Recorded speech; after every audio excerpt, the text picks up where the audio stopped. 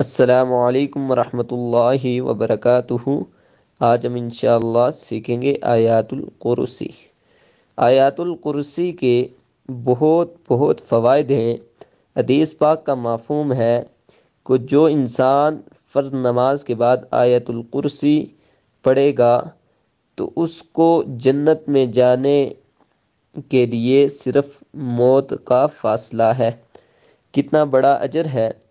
آئے ہم پڑھتے ہیں۔ اعوذ باللہ من الشیطان الرجیم، بسم اللہ الرحمن الرحیم۔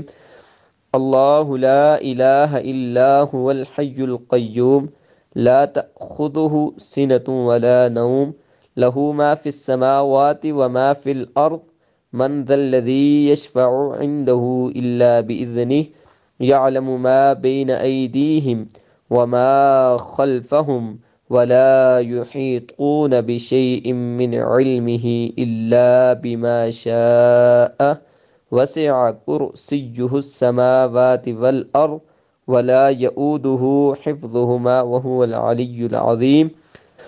الله لا إله إلا هو الحي القيوم لا تأخذه سنة ولا نوم له ما في السماوات وما في الأرض من ذا الذي يشفع عنده إلا بإذنه يعلم ما بين أيديهم وما خلفهم ولا يحيطون بشيء من علمه إلا بما شاء وسع كرسيه السماوات والأرض ولا يؤوده حفظهما وهو العلي العظيم۔